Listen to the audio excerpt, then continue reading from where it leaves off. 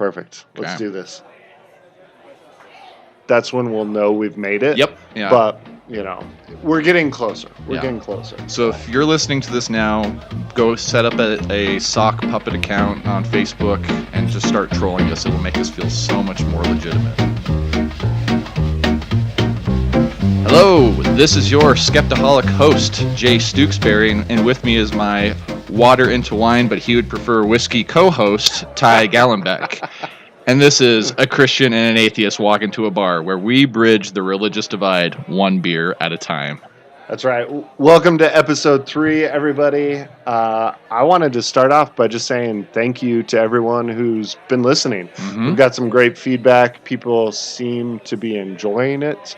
At least the people that want to talk to us to our face. Or they fake it really well. That's right. We haven't even got any online trolls yet. Yes. Which I feel like that's when we'll know we've made it. Yep. Yeah. But, we're getting closer. We're getting closer. So if you're listening to this now, go set up a sock puppet account on Facebook and just start trolling us. It'll make us feel so much more legitimate.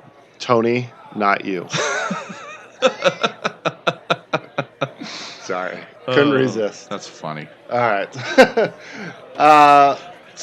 So we've gotten some feedback. We're listening to the feedback. One of the things that we got was, you guys are in a bar. Mm-hmm. Why don't you talk about being in a bar and what you're drinking and things like that? Which I was like, I don't know why we haven't done that. Yeah. So, Jay, what are we drinking tonight? So I made a little trip to Denver recently, and I came back with 2 beers from a brewery based in Littleton, Colorado, called the Living the Dream Brewing Company. And I am drinking an Empty Trophy Case IPA, which, just to start off, I had no real idea about what I was going to bring back. I just told Ty that I would buy a beer that we probably couldn't get over on the Western Slope. And I was a total sucker and bought this beer just because it has really good marketing. The cans have clever names to them, and Ty will tell his, and I think it's actually a lot more clever than mine. But the tagline for this is the Empty Trophy Case IPA. Enjoy this balanced dry hop IPA with while shining your favorite participation medal or reminiscing about the time coach didn't put you in. Don't worry, your mom still thinks you're a winner. And its recommended pairing is enjoy while standing far away from the metal podium because there's no beer at the podium after all. And it's good. It's a nice, not a crazy hoppy IPA, and it's got a little bit of citrus finish to it, so I enjoy it. Nice. I am drinking the Living the Dream Hell of a Caucasian Stout. Which ever wondered what would happen if you mixed a White Russian cocktail and a milk stout? Inspired by a White Russian cocktail, this stout goes over the line with the additions of chocolate, espresso, peanut butter, and vanilla beans. Nobody messes with the Hell of a Caucasian. Recommended pairing, enjoy with a rug that really ties the room together, which is a great line. Yeah, the marketing on this is awesome. They are, they deserve to be purchased just for, logos and everything else. Living the Dream, from their website, it says, Living the Dream was born out of a small group of people who are intensely passionate about brewing beer and experiencing life through the outdoors. If you couldn't tell, we're from Colorado. Yeah, I was about to say, that's the most Colorado combination of words ever. To this group, there is nothing more satisfying than summiting the peak, watching the sunrise from trail camp, or landing that back scratcher in front of your buds. Oh yeah, we keep it way old school around here. Experiencing the awesomeness of nature and following it up with a handcrafted beer with your friends. Now that is what we call a good day. So, I could just see the man buns. Oh, there is definitely. It has hipster written all over it. But to their credit, it is a good product. It is. And I definitely, I'm digging the stout. I like any stout that doesn't feel super heavy. Mm-hmm. And so this is one of those. It's got great taste. I would buy it again. Yeah. Me too. So there we go. All right. So that's what we're drinking tonight. And we're going to jump in tonight talking about parenting. Yeah, I think our first 2 episodes were a smidge on the heavy side. You know, we covered some pretty deep topics about spirituality and separation of church and state and kind of our background stories as well, so deeply personal. So I think parenting can get in that way too, but probably the best way to show that we can be diverse here is to share some poop stories. Because that's really, when you become a parent, you become very intimate with poop. And that's a good way to really kind of balance out the emotions of our podcast. I think that there has been no more intelligent statement made on this podcast yet. It's probably going to be the intro that segues into it right there. So. And, you know, I think both Ty and I are dads, obviously. I have a 2-year-old boy, and he has 2 very beautiful, intelligent, lovely young girls. And what are their ages? That's right. My oldest daughter is getting ready to turn 8, and my youngest daughter is 4. My youngest daughter is a teenage boy trapped in a 4-year-old girl's body. She thinks farts are funny and tries to hook me up with chicks all the time. So that's she's a good wingman. That's the problem. Yes. Yeah, and my son is just he has the appearance of a feral child when you see him too, because he's got really long blonde hair. And he just usually looks like he's been playing in the dirt all day too, because he usually has it smeared all across his face. But it's honestly the best decision I ever made was to become a parent. Yeah. So I think we want to just kind of kick these stories off with or kick off this podcast with a little bit of parenting stories. So and unfortunately, you know, my son he's just now learning how to talk. So he has always a kind of interesting combination of words here and there, and my wife and I have you could call it good or you could call it a bad habit of sharing inappropriate videos with each other, usually off the internet. And my son's favorite thing, if you ever have your phone out, he wants to watch duck videos. He'll always ask for like little baby ducks, you know, going through the water or whatever. He just loves duck videos. And if you pull out your phone, he'll go up to it and go, "Duck videos, please." And okay, how did this start? Oh, the fascination. You know, okay, let's start off. My wife is a huge animal lover, and anything on Facebook related to little kitty cats, little ducks, baby pigs, anything like that, she obsessively watches it online. I'm kind of outing her right now, but like I don't know if you ever follow the Dodo. It's just cute animal videos, and she if you looked at my wife's Facebook feed versus my Facebook feed side by side, you could see just 2 entirely different worlds, you know, because she's hacked her algorithm so that it's nothing but, you know, cute baby pictures and animal videos. That's pretty much what my wife absorbs online. All right, so your wife is like an 80-year-old woman online. Yes, okay. She is. Right. Yes, she is. And so the obsession about duck videos started with her. Perfect. So yeah, and so, but also my wife has, you know, my wife is also a teenage boy too, trapped in a woman's body. She is not opposed to any joke related to farting or poop or anything like that. And she sent me a video of, I won't even really go into the detail of it, but it basically involved a rhino that was just, you know, there was excessive excrement coming out of the rhino. And the tagline said, "When the Thai food kicks in."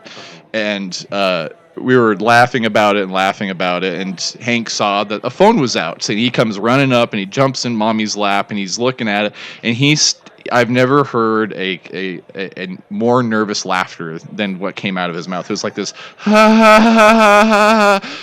No poo poo. Duck videos, please. Yeah, anytime my son says poo poo, I lose it either way. I think it's always funny.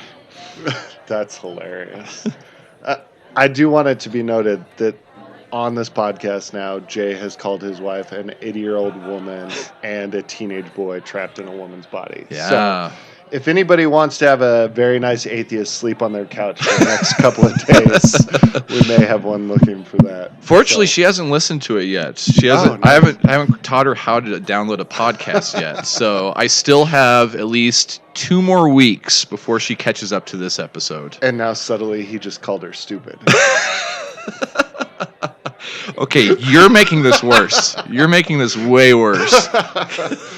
To be fair, my wife hasn't listened to any of them either, but that's because she says she didn't have 45 minutes to listen to me talk. Yeah, yeah. I feel like that's what my wife's argument is too. Yeah.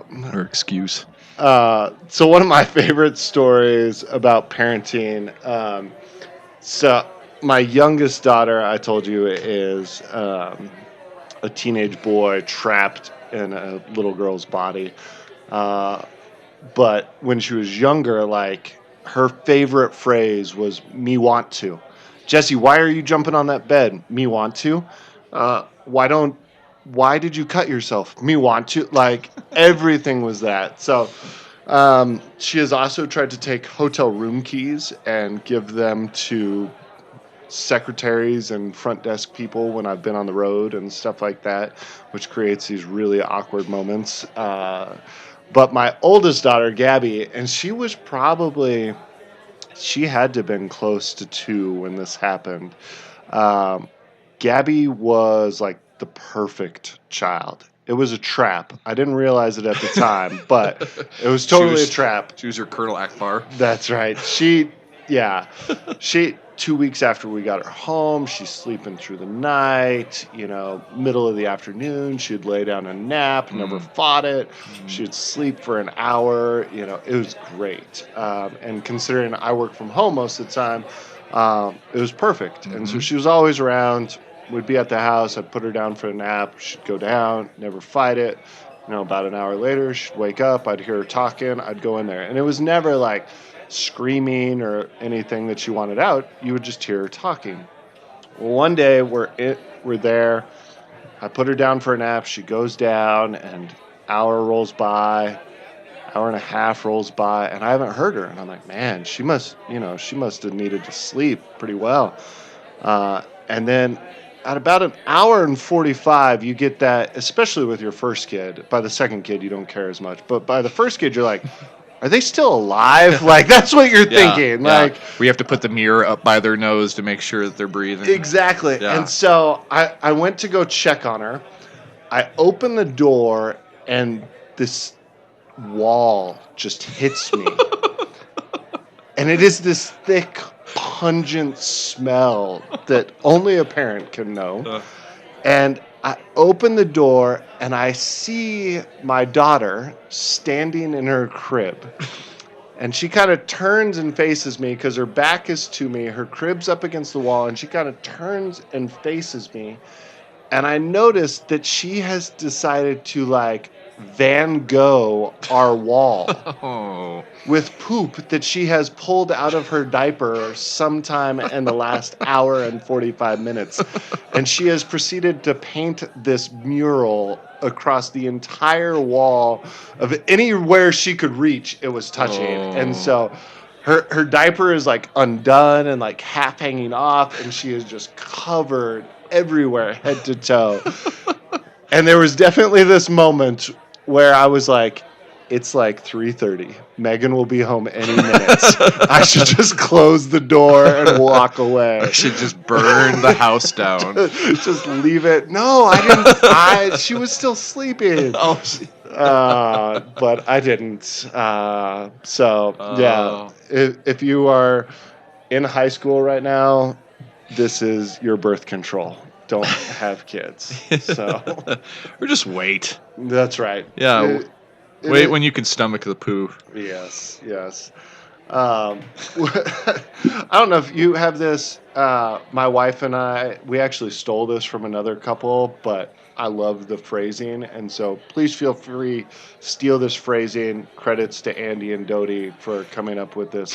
But you know that moment, because of how toddler clothes fit and how diapers fit, that if there is really explosive or excessive amounts of poo, it kind of rockets up their back, like it creates this little lawn train. It's not a foreign concept. Every parent knows what I'm talking about at this point. Yeah.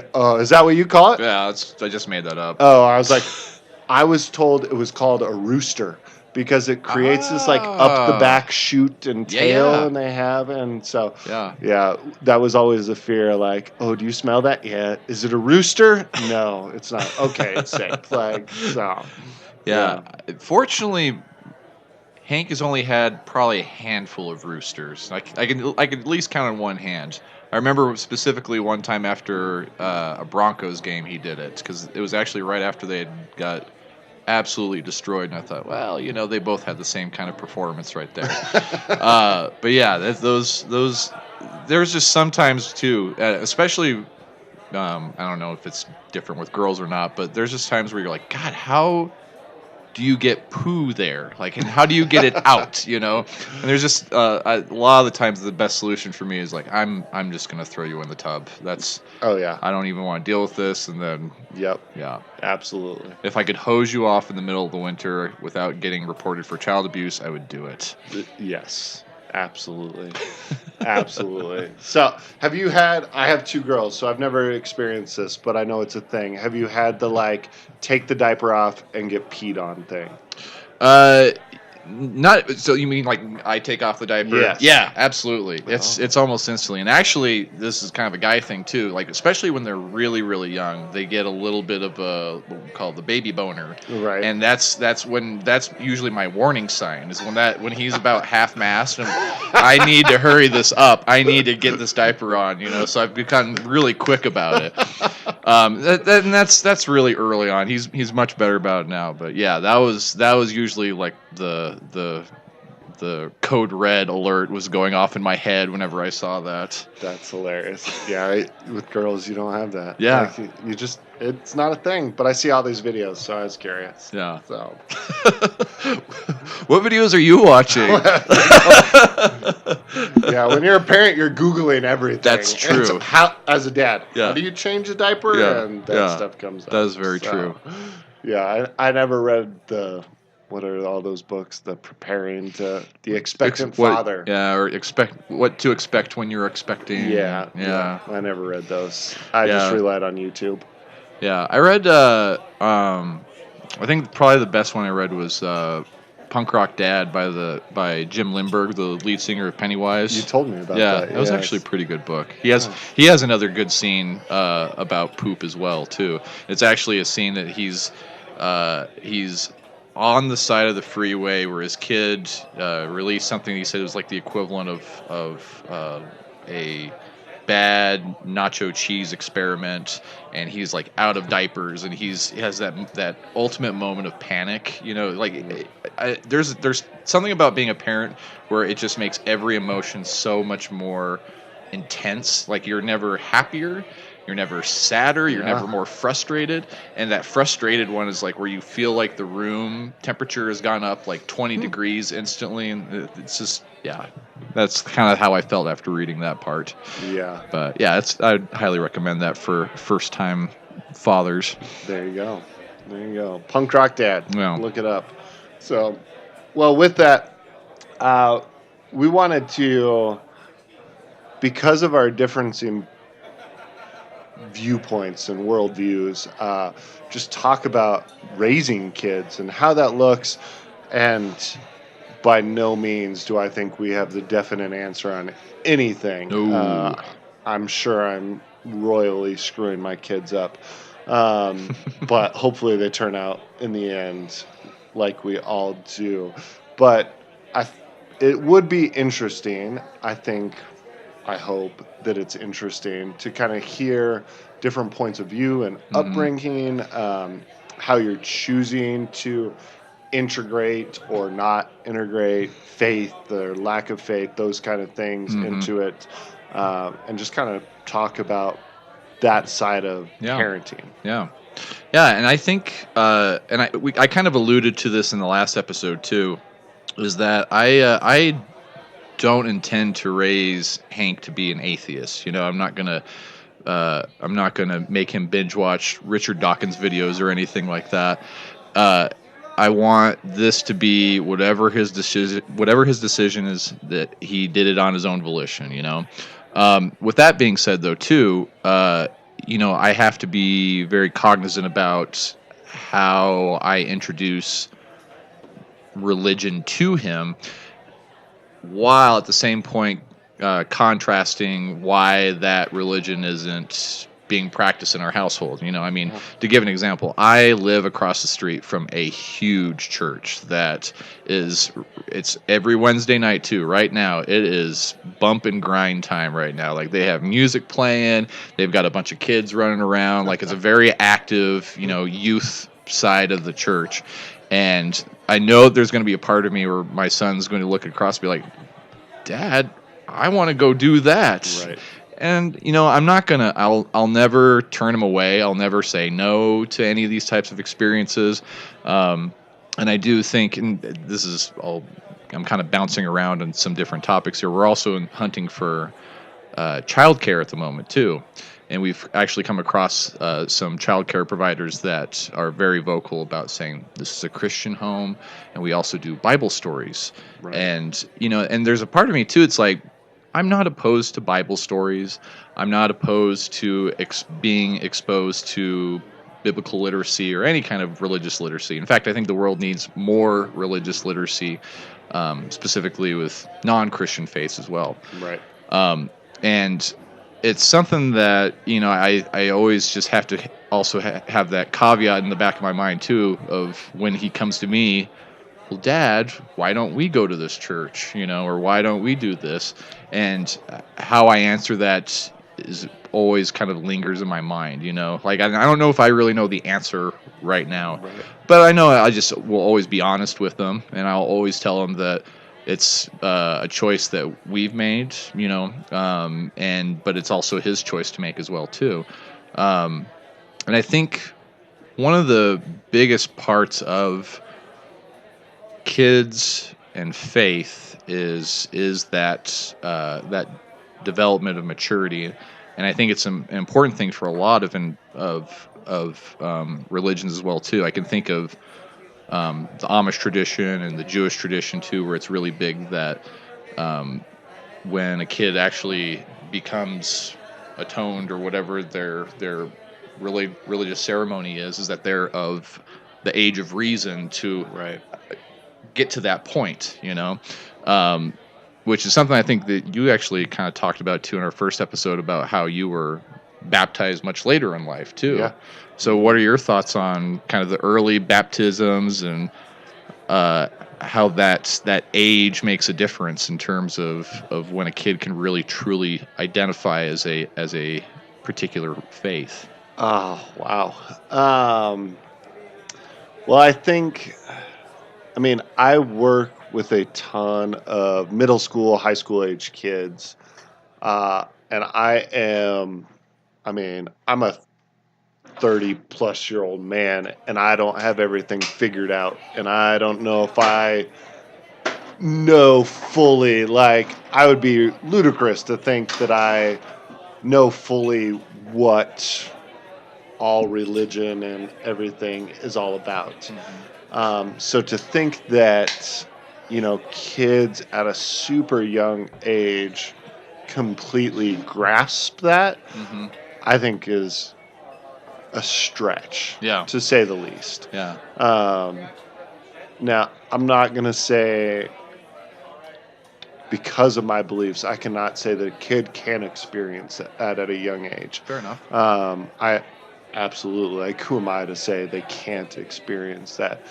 But I think it is a road that I am going to cautiously proceed down, to think that younger kids have a deep understanding of that. Mm-hmm. So, yeah. At least on that side of things, I want to make sure at whatever age it is, they have a good understanding, and it's their understanding, mm-hmm. for kids. Yeah, I think I've worked with kids for most of my professional career, and I always had a little bit of hesitation whenever like a 5-year-old or a 6-year-old would tell me that he or she was a Christian. Because I always thought, and it wasn't necessarily that they said that, but it was also kind of how cultural norms say that's okay in kind of modern times right now. And I always thought about juxtaposing that with if a kid came up to me and said that they were a Marxist or a Keynesian or an Austrian, economics believer, most people would be like, "Oh, that's adorable. You don't really fully understand what you're saying." So it's like, how can you understand if they're not capable of understanding, supply and demand and basic economic principles? How could they understand how the universe is created and the cosmological aspects of it too? Yeah, absolutely. And I mean, for me with my girls, they're going to experience church. They're going to be in Sunday school classes. They're going to be. Are they going now or? Yes. Okay. Yeah. We go. We're not every Sunday goers because of a lot due to my work schedule and stuff like that. But we go on a regular basis, and we have a small group that we attend, and they're with those kids, and they hear these things, and they're going to experience that. And there's no way that is not going to be part of their upbringing. And I'm okay with that. And I love that because a lot of the people that they're interacting with, I would let watch my kids. Sure. And there's just a trust level with that and all of those things. And they're going to hear those stories. And both of my girls pray before, dinner. We take turns and they'll pray. And Jesse, at 4 years old, it cracks me up. And it's super, like, last night she prayed and please help all my friends that are sick get better. And it's one of those things, like, they understand pieces of that and understand kind of what it's going towards, but I don't think they have anywhere near a concept of what that means for the rest of their life or how that shapes all the rest of their worldviews. Do they pray for good Christmas presents too? No, they haven't done that yet. Okay. So maybe we're doing something right. It sounds like you're doing something right. Yeah. I mean, I can remember when I was a kid, the first time I prayed was for a Christmas present. I wanted a .22 rifle, and I decided Santa wasn't going to cut it, and so I went a step up. So went above the chain of command there. That's right. And I got a .22 rifle, so maybe that's why I'm where I'm at. I don't think that's true. But Jesus and guns. Did I just become Republican? Oh, gosh. All right. That's a derailment. So, yeah, bringing my girls up, they're going to experience that. They're going to go through that. But I also know there's a point where it's going to come where they have questions. Yeah. And they're seeking, and I am going to fully encourage them to seek out all things. Because I believe fully that if you are trying to discover truth, especially on this kind of grandiose scale, that you've got to look at it all.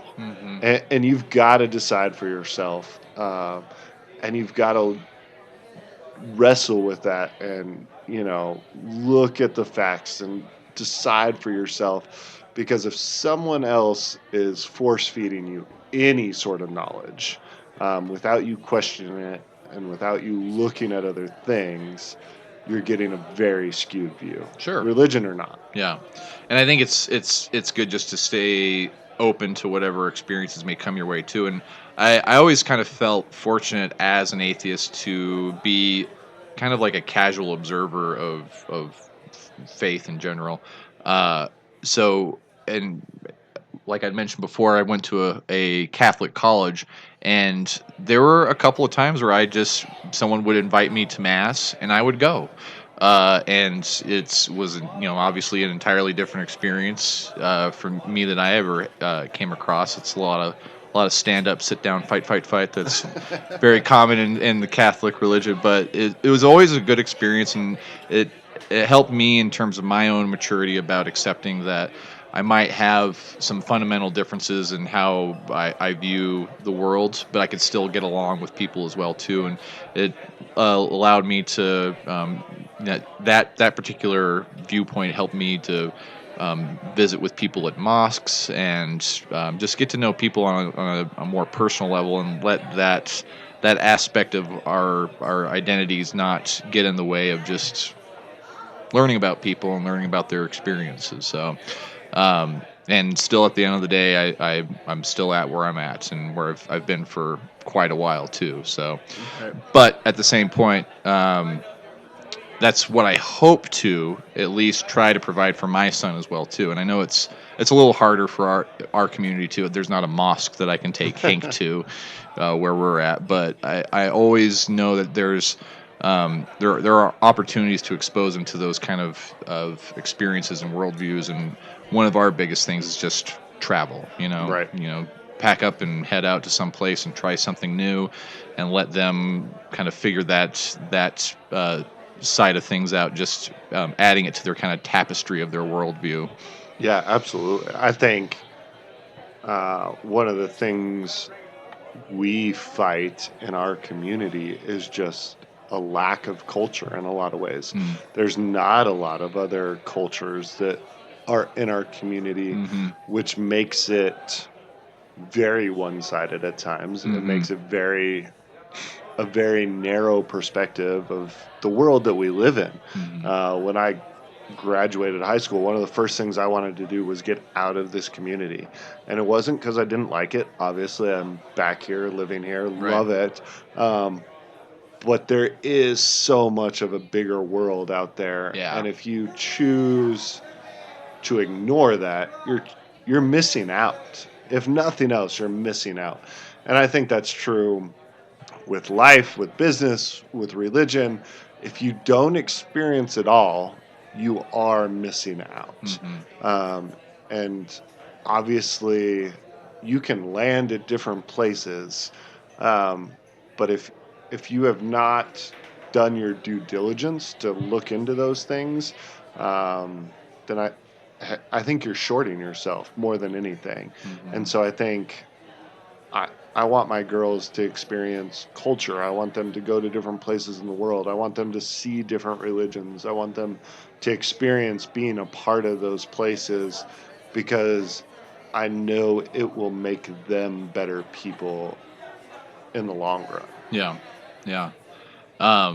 And this is the one fun thing too that I look forward to in terms of parenting is and this is again the atheist bias of me too, is that I actually do look forward to Christmas time, and I look forward to the Santa Claus experience, because it's the very first test of skepticism for all kids. It really is. It's where I could see that. It's where the veil starts getting lifted from some of the things that we're told, and how you arrive at whether you believe in Santa Claus existing or not. And obviously that's it's not a fair comparison to compare Santa Claus to the Almighty God, but it is a fun thought experiment that does actually rely upon some kind of key things for my own worldview too, which is critical thinking, examination of evidence, kind of the scientific method too.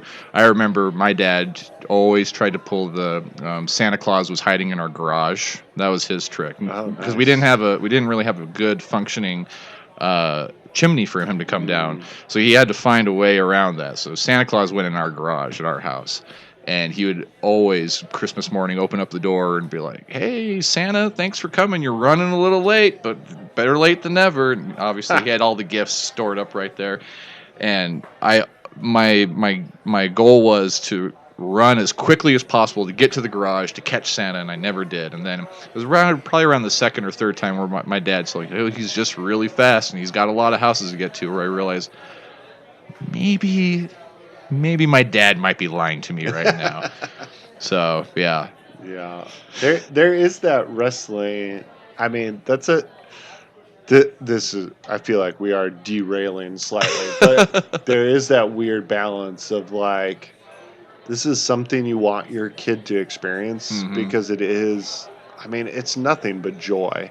Oh, yeah. Like Right. watching them unwrap presents and watching things magically show up. And Mhm. we all want that like childlike wonder of that experience. Yeah. And so, but there is, I mean, the critical thinking, the evaluating, all of those things are things that I know no matter where my children are at with faith or lack thereof, I know I'm going to bust their balls, even though, well, that's a weird phrase. But in this case, but I'm going to bust their chops on what they actually believe on either side of it. Yeah. To make sure that that understanding and that they've done their work Yeah. to know why they got to where they're at. Yeah, I think for a lack of a better term, I think it's best that a parent is a devil's advocate.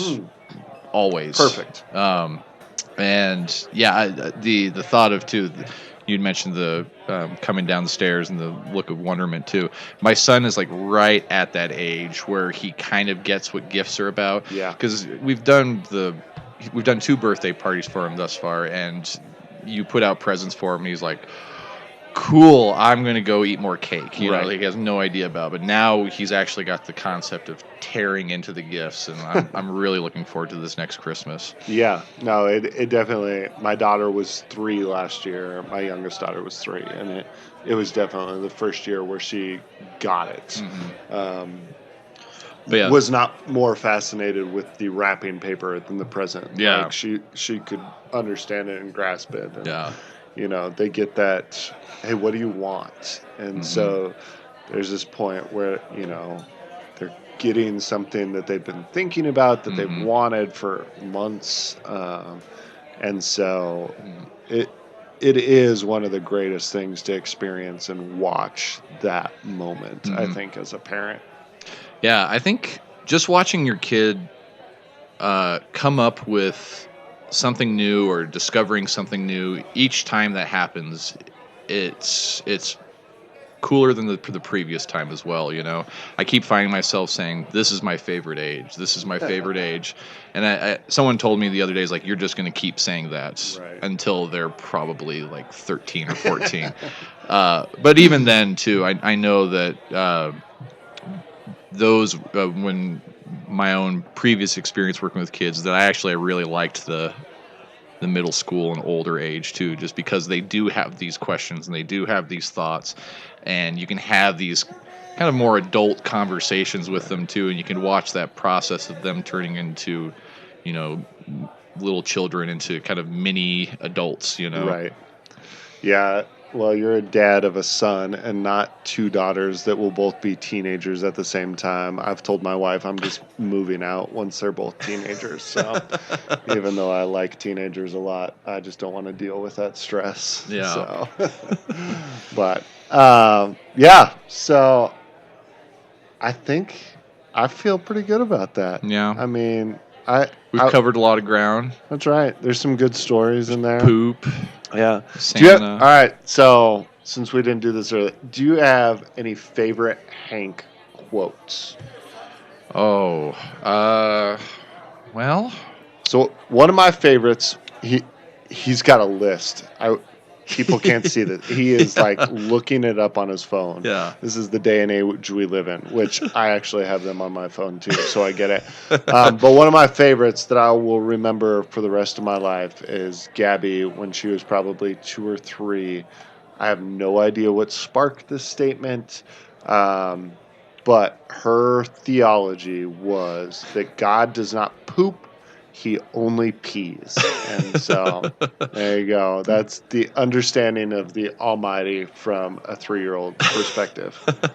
Yeah. As far as like favorite quotes, like I said, my son's just learning to talk. So he usually has a fun combination of words. So one of his favorite things, he loves, as I mentioned before, playing outside. Our neighbors have these 2 huge root balls outside. Just trees that were, you know, probably centuries old that they pulled up, and they just are hanging out by the alley now. And I don't know if they tried to put it out for our fall clean day, and the city just said, no way, we're not picking that up. And they've been there ever since we moved into this neighborhood.